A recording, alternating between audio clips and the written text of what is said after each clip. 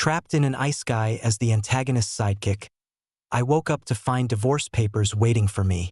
Alfred, he's back. Sign the papers and leave before he sees you, I heard a voice say. I glanced at the figures on the check and immediately understood.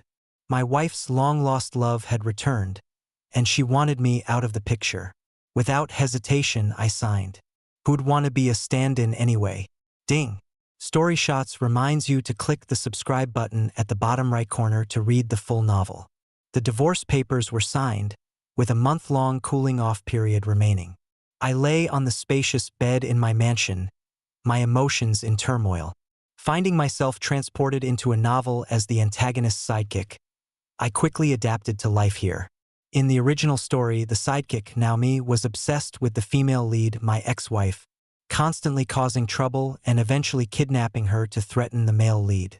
He ended up blown to bits. Thinking about this, I clutched my credit card and sighed in relief as I checked the balance on my phone. There are plenty of fish in the sea. With money and property, who's afraid of not finding a wife? Why on earth would anyone want to go against the male lead? I, Alfred Sheffield, am a normal, level-headed man. I would never do such a thing. Having signed the papers, I'll take things slow. Life goes on. Just as I was about to sleep, my phone rang. The contact name read wife. Agatha calling? Surely she hasn't changed her mind? I've barely had time to warm the money in my hands. Upon answering, a cool voice came through. Alfred, come and collect your things. Arthur won't be pleased if he sees them. I almost blurted out, then just throw them away. But on second thought, I decided against it. Might as well take them. Agatha may be a bit cold, but she's quite generous. The things she bought for me are quite valuable. I cleared my throat and said, all right, I'll be right over. Fearing she might change her mind, I hung up and headed straight there. When I arrived at the mansion, I was surprised to find Agatha there as well. She was wearing an expensive black suit dress, barefoot, with light pink nail polish on her toes. Her legs were long and slender, casually leaning against the sofa. Her gaze was deep, her makeup impeccable, exuding an air of languid elegance. This Agatha was stunningly beautiful and noble. In the book, Alfred's grandfather had saved Agatha's father, which was why they were able to marry. Otherwise, how could a modest family like the Sheffields ever hope to marry into the Quiller family? I shook my head. Never mind. Let's just pack up the things. I went up to the bedroom on the second floor and opened the door to a cold, empty room. The wardrobe was full of designer clothes for all seasons, some even with tags still attached. What a windfall. I set aside the new clothes separately. They could fetch a good price later. The rest I could wear daily, saving a fortune on clothing expenses. In the drawers were over a dozen watches, diamond cufflinks, and other odds and ends. Though I'm no expert, even I could tell by the logos that they weren't cheap. I packed all the clothes and accessories into boxes, 8 in total. Just as I was about to leave, I felt a strange tightness in my chest. Involuntarily, I sat on the edge of the bed and, as if possessed, bent down to pull out a cardboard box from underneath. Opening it, I found a diary and a photo album. What's this? January 1st. Agatha Quiller. I finally met her today. Father says she's my fiancée. I never imagined she'd be so beautiful. I think I've fallen for her. January 5th. The Quillers all looked down on me. Agatha talked to me, saying we'd only be husband and wife in name. It hurt, but I agreed. As long as I can see her, it's enough. March 11th. We got married. Agatha set the date, saying it coincided with her company's 10th anniversary, so we held both celebrations together. I had no objections. March 12th. Agatha gave me an agreement to sign. It stated that when he returns, I must leave. I didn't want to sign, but faced with her gaze, I gave in. Inside were all the little moments Alfred Sheffield had recorded about him and Agatha Quiller. After reading it, I felt uneasy. What was this? A living, breathing substitute for a doormat. Agatha Quiller always had a cold face, yet Alfred Sheffield managed to stay with her for 3 years. Now that the real deal was back, he was ready to fade away and exit. He must have died from anger, and conveniently, I found myself in his shoes. I shook my head, put the diary back, and glanced at the photo album again. When I opened it, I was stunned. It was all Agatha Quiller. Sitting, standing, scolding people, sleeping. All of it, this Alfred Sheffield truly loved her. I thought he was just a jealous psycho. Unexpectedly, he loved her to his core. There were notes beside the album, detailing all of Agatha's preferences, no matter how small. But then again, Agatha Quiller was beautiful and rich. Who wouldn't like her? However, one should know their limits and quit while they're ahead. I packed everything up and called a moving van. Just as I went downstairs, I saw a man getting out of a car. He was about 6 feet tall, with a clean, pale face, glasses perched on his nose, and a slim build. He looked somewhat melancholic and rather pale. His features were somewhat similar to mine, though I was much healthier and more vibrant. "Are you Alfred Sheffield? Thank you for taking care of Agatha these past few years." I understood then, this was Arthur Caldwell, the male lead. I smiled without mirth. "No need to thank me. Agatha and I took care of each other. That's what married couples do." His face visibly darkened. I laughed inwardly. Agatha and I hadn't even gotten our divorce certificate yet, and this man was already showing up at our door. I was about to speak when I heard Agatha's surprised exclamation from behind me. "Arthur, why are you here?" Like a gust of wind, she rushed past me straight into Arthur's arms.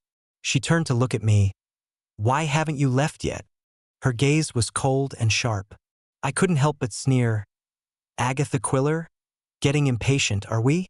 If you won't think of yourself, at least think of the company.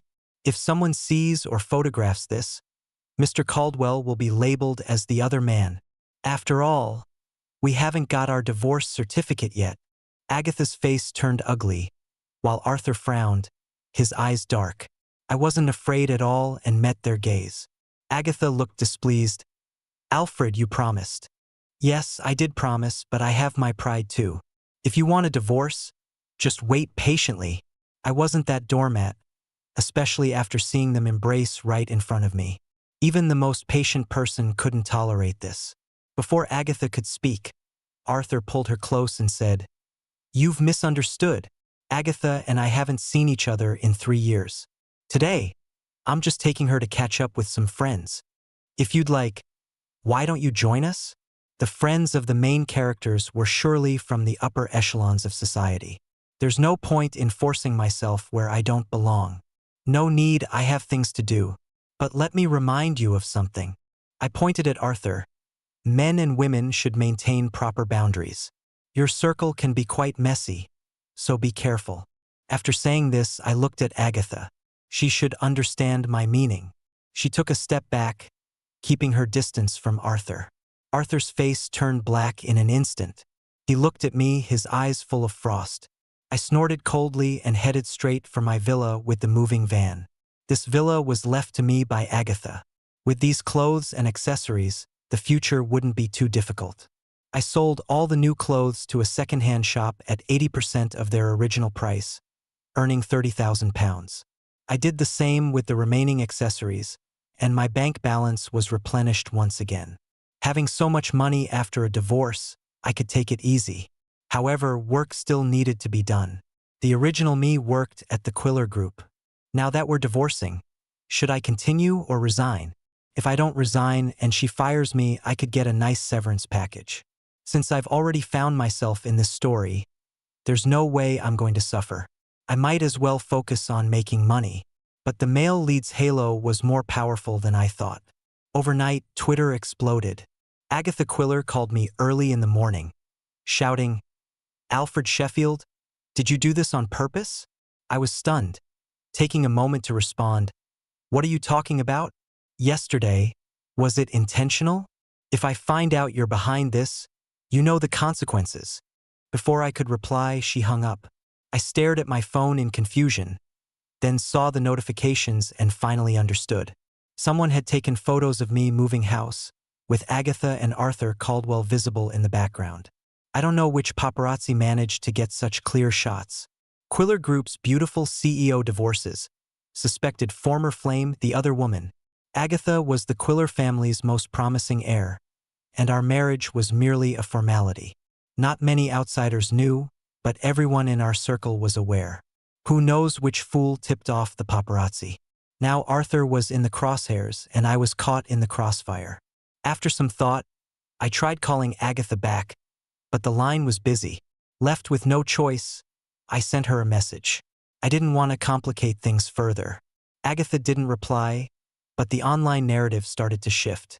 Arthur and Agatha were university sweethearts, the model couple at Alfred. That man is the real homewrecker.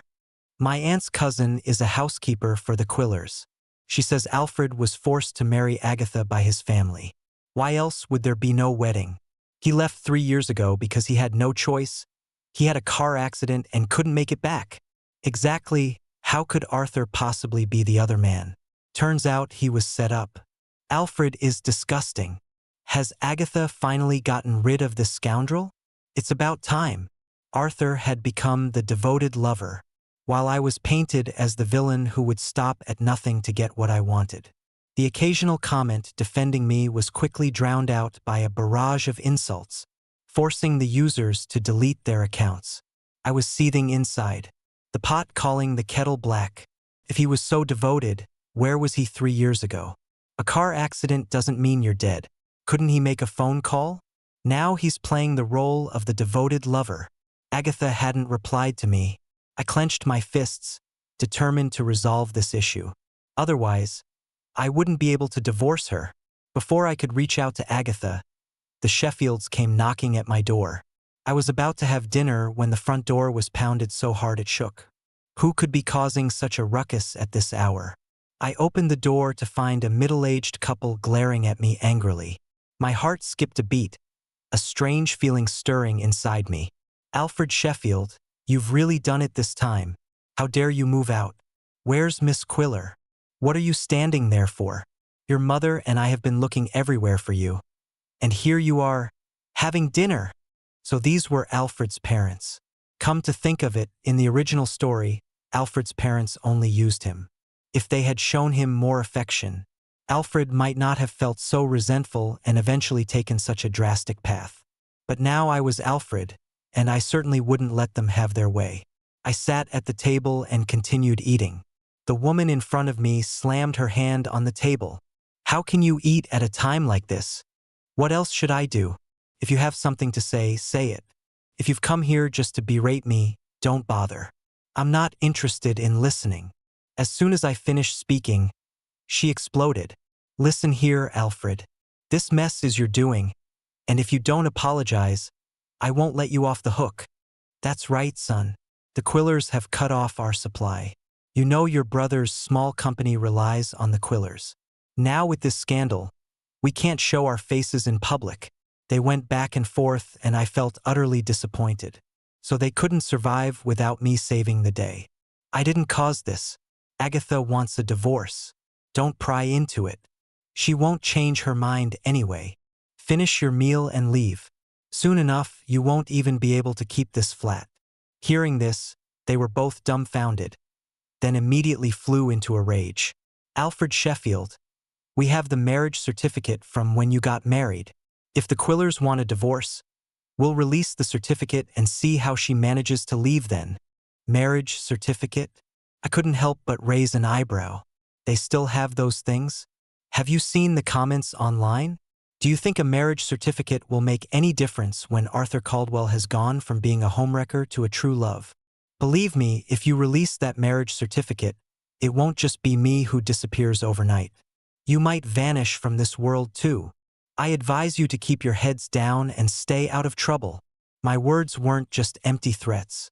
The Quiller Group's influence in this city far surpassed what our family could match. After hearing this, my parents looked a bit frightened. They glanced at me, then silently lowered their heads and continued eating. The living room fell quiet for a moment. After finishing dinner, I saw them out. Looking back at the mansion, I had some thoughts. I couldn't keep this house either, or there would be more trouble later. I called an estate agent to put the mansion up for sale.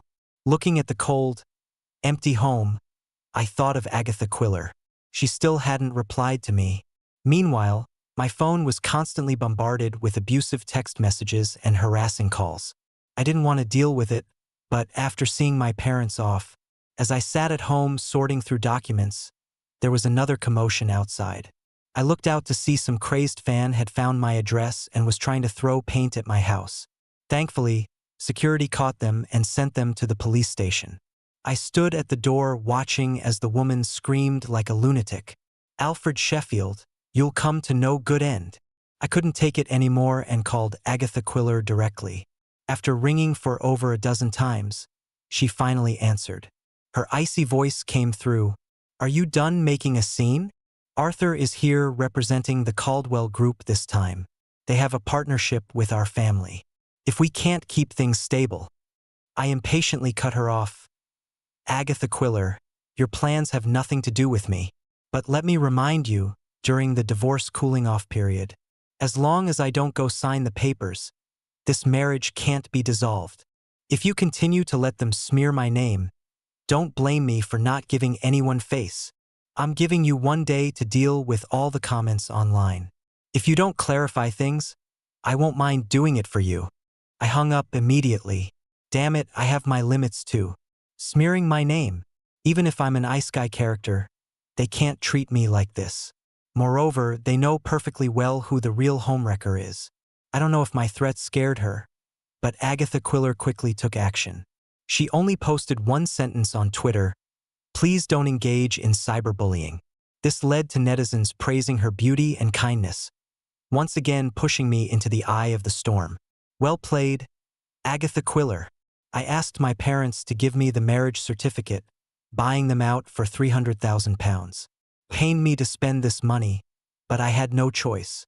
I'd add this to Agatha Quiller's tab. With the marriage certificate in hand, I saw it was personally written by old Mr. Quiller, with his signet ring seal on it. "I'm sorry, old man. You've passed away and I still have to drag you out as a shield. But who told them to bully me so much? However, now is not the time.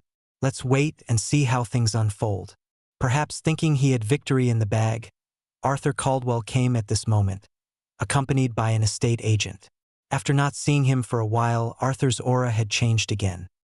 He was haughty and imposing, his eyes full of sharpness. "I'm buying this house," he said in a tone that brooked no refusal. I chuckled lightly. "My, aren't you loaded? I'm offering 30% above your asking price. I don't want any of Agatha's things falling into your hands.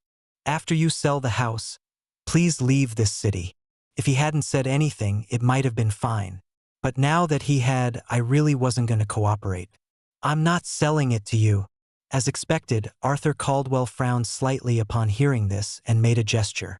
I knew that whenever he made this gesture, it meant he was determined to succeed. I shook my finger.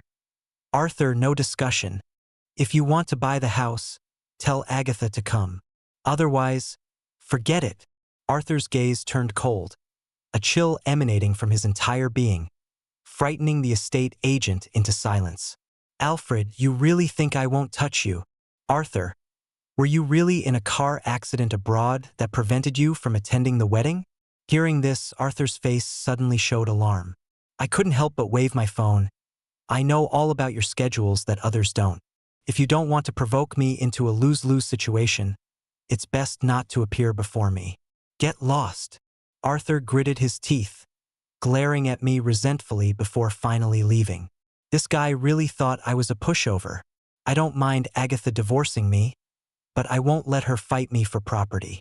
The vast Quiller Group settling me with just £3 million and a mansion I agreed before for the money's sake. Now they want to take back the mansion? Sorry, I won't agree. Moreover, the diary records that this mansion was where Alfred first met Agatha. The back garden is full of roses that Alfred planted himself. This place holds immense significance for Alfred. I've taken over his body, and I deeply feel the tremendous trembling at the thought of losing the mansion. Arthur wants the mansion precisely because of the rose garden. He knows Alfred's feelings for Agatha, and he won't allow anyone to covet it. So he wants to destroy it. In fact, Arthur was even more ruthless than I thought. When the deal fell through, he simply set it on fire. By the time I realized something was wrong, Thick smoke had already spread into the room. Fortunately, the security guards discovered it in time to put out the fire. I had already passed out by the time I was rescued. When I woke up again, I was in the hospital. Agatha was at my bedside. Seeing me awake, she said coldly, "You're fine now, so I'll be leaving." I grabbed her wrist. "Agatha, he did it." We both knew who this he referred to. Agatha shook off my hand. "Alfred, I never thought you would frame Arthur by setting the fire." "Frame him?" I laughed bitterly. "Think what you want. Just don't regret it later." Agatha's face darkened as she stormed out, slamming the door. I wondered, is this really the female lead? How can someone so brainless be the protagonist? She's forcing me to reveal the evidence and utterly humiliate her. A day passed, and Agatha's side started to take action, removing the trending topic on Twitter. I knew this was just on the surface. In reality, the Quiller family had already begun to be dissatisfied with her. Marrying me was just to stabilize the situation. Divorcing now was certainly not a good idea. I found Agatha's cousin, Crispin Quiller. He swirled his wine glass, looking at me with an ambiguous smile. "Alfred, I underestimated you." The Quiller family looked down on me, but even an ant can have its day. I pushed a stack of documents towards him. "If you want to win, it's up to you now." Crispin opened the envelope and his eyes lit up after just a glance. Reliable. Of course. These 3 years by Agatha's side, I wasn't just warming her bed. I investigated everything that needed to be investigated. Knowing she had someone else in her heart, Alfred still couldn't help but be jealous of that man despite receiving the young lady's favor. He used all his connections to investigate Arthur, and coincidentally died, leaving me with the information. I didn't want to do this, but unfortunately Arthur wouldn't let me go. Sheffield Limited is already on the brink of bankruptcy, and I'm next. Crispin raised an eyebrow. "Indeed, you show sincerity. But can Agatha really fall? Arthur is still there. Don't worry, he won't last long. Leave that to me." Crispin Quiller looked at me with a smile, and we raised our glasses to drink together. Originally, I had planned to take the money and step back, but Agatha Quiller was blinded by love, insisting on protecting Arthur Caldwell. She even nearly burned me alive. Well, she shouldn't blame me for fighting back now. After leaving the private club, I organized everything that had happened recently. I simply posted a wedding photo and our marriage certificate on Twitter, which instantly blew up the trending topics again. Netizens flooded to my Twitter. "Bloody hell, weren't you the one who forced the marriage? Still not divorced? Does that mean Arthur Caldwell is the homewrecker? My Arthur would never be a homewrecker. You're clearly trying to clear your name. What a mess in your circles. I'm just here for the drama." Regardless of whether his feelings are genuine, Agatha Quiller and Alfred Sheffield aren't divorced yet. Agatha Quiller is having an affair. Recently, Arthur Caldwell and Agatha Quiller have been inseparable, appearing together at both public events and private gatherings. They've been photographed in numerous scenes together. Not to mention how intimate they act every time they appear. Arthur Caldwell always has this possessive look as if saying, "She's my woman." His obsessed fans have even edited quite a few videos of them. The scenes are absolutely beautiful, directly nailing Arthur Caldwell and Agatha to the pillory of shame. My marriage with Agatha Quiller was an arranged marriage by our parents. There was no forced marriage. It was entirely the Quiller group who approached us. The marriage certificate is solid proof. Some netizens questioned why we didn't have a wedding ceremony, but then an anonymous user posted photos of our wedding venue. Although it was held together with the company's anniversary celebration, all the necessary procedures were there. I don't know who this helpful netizen is, but they did a brilliant job. As the online buzz grew louder, Agatha Quiller couldn't sit still anymore. She called me frantically, but I didn't answer, so she came to find me in person. With my mansion burned down, I had to stay in a hotel. Agatha Quiller barged in while I was soaking in the bathtub. She immediately turned her back when she came in, trembling with anger. "Alfred, stop talking nonsense.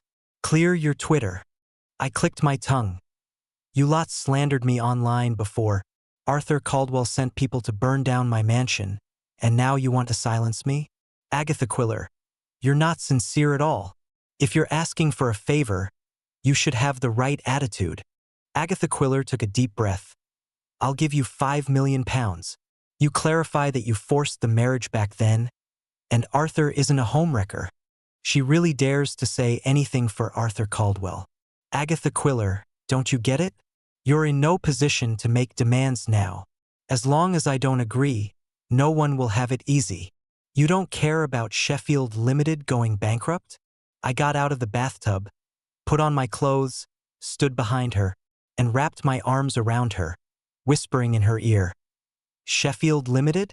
Why should I give a damn? She shuddered, never expecting I could say such words. I tightly held her waist and sneered in her ear. Agatha Quiller, it's not too late to regret now. Why don't you break up with Arthur Caldwell and we can get back together? I deliberately tested her, also giving her one last chance. Agatha Quiller suddenly pushed me away, glaring at me fiercely. Dream on. Arthur won't let you off. All right then.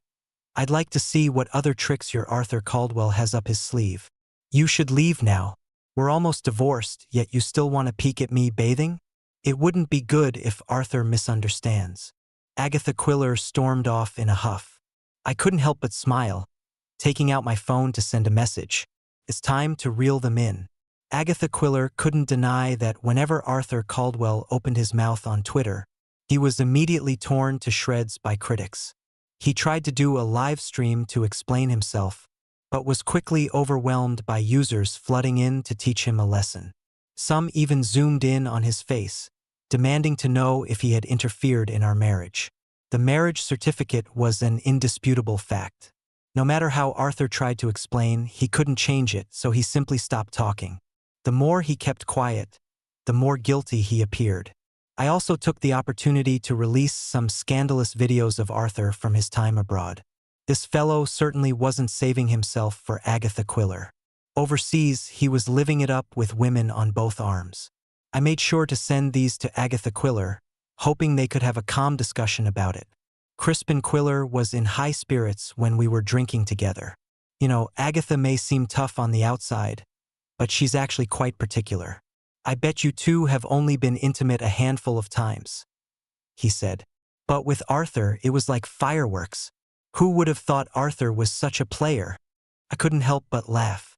In the Ice Guy stories, Arthur was always the dashing CEO hero with countless women throwing themselves at him. How could he possibly save himself for Agatha Quiller? To him, as long as he didn't get married, all those women were just passing fancies, mere playthings. Crispin Quiller tapped the table. When do you plan to divorce? There's only a week left until the deadline. You need to act quickly. Crispin understood and promptly dropped another bombshell. It was a video and photos from 3 years ago, on the day of the wedding, showing Arthur in a hospital abroad. On the wedding day, Agatha had called Arthur, even saying she would run away with him if he came. Unfortunately, Arthur was too busy partying with women at a hotel and ended up in the hospital. To make Agatha believe him, he even used a car accident as an excuse. Now the truth was out. The image of the devoted lover had crumbled. Agatha was shaking with anger, having a huge row with Arthur that was caught on camera by the paparazzi.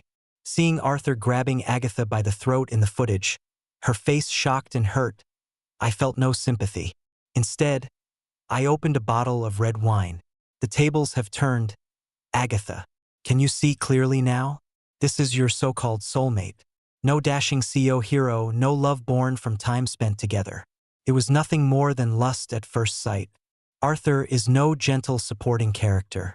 In his world, women are mere accessories to men. Even though Agatha was groomed as an heiress, deep down she's still just a little woman to him. She couldn't accept Arthur's betrayal, and Arthur couldn't accept Agatha's domineering nature. With neither willing to back down or say a kind word, their relationship was doomed. When I saw Agatha, she was soaked to the bone, wrapped in her coat and standing dampily at the door. When she saw me, she flung herself at me. I took 2 steps back, and Agatha missed, her face full of hurt. Alfred, I've been deceived by him. Are you rejecting me too? In just a few days, Agatha seemed to have aged a decade. Once cold as ice and stunningly beautiful, now her makeup was ruined and she was drenched. It was raining outside, and she had barged in like this. Who knows how many people had seen her? But I didn't care. Agatha, I'm not a rubbish bin. What, you're having regrets now? My words stunned her. Alfred, we're still married. Why are you being like this? Married? That's rich. You've seen Arthur's true colors and now you're crawling back to me? Disgusting. Agatha looked at me in disbelief. She knew that in the past, no matter what she did, I would always forgive her. Especially seeing her in such a sorry state, I would certainly have felt heartbroken. But I'm not the real Alfred Sheffield. Seeing her act this way, I only felt she got what she deserved. Agatha Quiller clearly couldn't accept this version of me. She quickly grabbed my hand. Alfred, I was wrong. I misjudged you. Can you forgive me? I remained expressionless. Just because you were wrong, I should forgive you? Agatha, no one waits around forever. Alfred, are you leaving me? You said you'd love me no matter what. I shook my finger. If you had said this to me a month ago, I would have told you that I still loved you. But now I find it disgusting. Agatha stumbled back a couple of steps, her lips quivering as she looked at me. I didn't. Are you trying to tell me you didn't sleep with that man? Emotional cheating is still cheating. I don't care how you try to explain yourself, but as far as I'm concerned, I pointed to my chest. There's no room for you here anymore. That's impossible. Agatha lunged at me frantically, her hands gripping my arms tightly. I winced in pain, furrowing my brow as I looked at her. Why bother? It can't be, it can't be. I don't believe we've missed our chance. Alfred, you still love me, don't you? I'll change. Don't be silly. Just go. I pushed her out, handing her the diary and photo album from before. Let's part ways amicably. Remember to come to the court the day after tomorrow, or I'll release even more damaging information. Agatha took the items, glanced at them briefly, and immediately burst into tears. I closed the door, my face expressionless. This woman might be beautiful, but she's foolish, clueless, and wicked. I certainly don't want her. 2 days later, Agatha appeared at the court entrance right on time, looking visibly haggard. She still wanted to make a final attempt with me. Alfred, can we not get divorced? I'm sorry, but no. I rejected her without hesitation. Her face immediately darkened.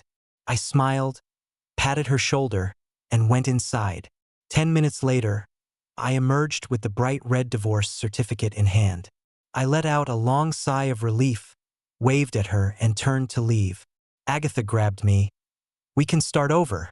No one waits around forever. I could clearly feel the soul in my body tremble, and then resign itself. It seemed the real Alfred had finally seen things clearly and given up. Agatha didn't want to let go, but how could I allow myself to be entangled with that woman any longer? Next, I posted the divorce certificate online, once again pushing myself and her into the trending topics on Twitter. Netizens flooded in with comments. Blimey, we've got to follow up. Mate, you really got divorced. Congrats on finally getting rid of that cheating woman. Mate, I apologize for criticizing you before. Hey, how much money did you get from divorcing Agatha? Can you share? The netizens really cared about me. Among them were quite a few bots trying to frame me, wondering how much I'd benefited from the Quiller Group. I smiled. The fire investigation report from the fire brigade clearly proved that my house had been deliberately set on fire. The arsonist had been caught and was currently on trial. I couldn't say much, so I just posted a picture of my charred black house, telling them I was now homeless. People started discussing it, and Arthur Caldwell was pushed into the spotlight. Anyone with eyes could see that he was connected to this fire. This bloke is truly wicked, resorting to such measures when he can't have her. Punish the culprit severely. I wonder what Agatha was thinking, fancying Arthur Caldwell. I used to think Arthur was quite handsome, but now he just seems sleazy. That rotten cucumber can go to Agatha. I suggest locking up the cheating man and the vile woman together. Arthur's reputation took another nosedive. Crispin Quiller also began to make his move at the right time. Agatha Quiller was held accountable by the board of directors due to her divorce, and all the projects she was responsible for collapsed to varying degrees. Crispin Quiller seized the opportunity, swallowing up her shares and, using the excuse of negative public image, joined forces with other directors to remove her from her position. Agatha Quiller fell from grace completely, unable to fight back. A former servant from the old Quiller estate secretly informed me that Agatha had started selling her properties. The amount she owed was too large, and the board of directors required her to be financially responsible. It seemed she would have to sell quite a few houses this time. I was relieved that I had divorced her, otherwise, I would have had to bear half of this debt. Things weren't going well for Arthur Caldwell either. He had returned from abroad, hoping to elevate Caldwell Group to new heights by reconciling with Agatha Quiller. However, this attempt backfired spectacularly. Caldwell Group's property company was exposed for using substandard materials, which injured workers. It wasn't a major issue initially and could have been resolved with compensation. Unfortunately, Arthur Caldwell, accustomed to his lofty position, had his bodyguards assault the protesters when confronted. By chance, a journalist captured the incident on camera. It coincided with the city's new construction and promotional video shooting, catching the attention of higher-ups who demanded severe punishment. Caldwell Group's reputation plummeted overnight. Arthur Caldwell was arrested. It was reported that during his arrest he still put on airs, claiming to be the CEO of Caldwell Group and demanding his lawyer severely punish those behind the scenes. I took the opportunity to spend a little money to make him trend on Twitter. Arthur Caldwell became the target of public outrage, with legal experts educating him on the law. I shook my head. As the dominant male lead in the original novel, he could act recklessly under the author's pen, with his illegal actions overlooked. However, under my influence, this world began to normalize gradually, everything falling into place. Arthur Caldwell spent a fortune to get out, paying over £200,000 in compensation to the injured and having to demolish and rebuild the already constructed building. This was another significant expense, and the property owners of that building gathered voluntarily to supervise the construction daily, ready to report to the police at the slightest mistake. Arthur Caldwell was miserable. Seeing this, I smiled. My phone buzzed with a transfer notification. Crispin Quiller had transferred £100 million to me, the stake I had demanded when we collaborated initially. With the money, I bought myself a large penthouse and started taking on freelance work, living a simple yet fulfilling life. The next time I heard news about them was half a year later. Caldwell Group had gone bankrupt. Seeing the male lead fall from grace over these 6 months, I was startled, realizing that my presence had caused the original novel's world to collapse. I felt afraid. Would I be erased because of the fall of the male and female leads? I lived in trepidation for those 6 months, but finding no impact, I finally breathed a sigh of relief. After Arthur Caldwell's bankruptcy, there was no more news of him, and I didn't care. When Crispin Quiller invited me out for dinner, we happened to encounter Agatha Quiller. She wore a sour expression, startled upon seeing me, then quickly realized the situation. "You two actually worked together to con me," she exclaimed. Crispin Quiller shrugged. "You have to accept the consequences. It's your own fault for playing a good hand so poorly." I smiled. Agatha Quiller seemed unwilling to accept this reality and rushed up to question me. "Alfred Sheffield, how dare you?" I glanced at her and snapped my fingers. A waiter immediately approached. "How may I help you, sir?" I pointed at Agatha Quiller. "I thought this restaurant was members only. Why is she allowed in?" Agatha Quiller was stunned. The man beside her quickly appeared, bowing to Crispin Quiller and me. "I'm sorry, we were just passing by for a meal. We didn't mean to disturb you." He pulled at Agatha Quiller. "Let's go, quickly." Agatha Quiller shook him off. "Who do you think you are to order me around?" The man slapped her without hesitation. "Do you still think you're a precious lady? Come with me now, or you'll regret it later." Agatha Quiller, unaccustomed to such treatment, started arguing with him on the spot. They were promptly escorted out by the waiters. Watching her leave, I smiled and asked, "Did you sell her off?" Crispin Quiller shrugged. "A woman without brains. Her final value is in an arranged marriage. That man is a downstream supplier. With him, we can reduce costs by 20%. I shrugged. That made sense. Although Agatha Quiller wasn't very bright, her appearance was still quite good. Even though she was a woman I once loved, seeing her in such a miserable state now didn't move me at all. She had brought this upon herself. Crispin Quiller and I exchanged smiles. With money and a home, I was content with this life. Good riddance to that toxic woman.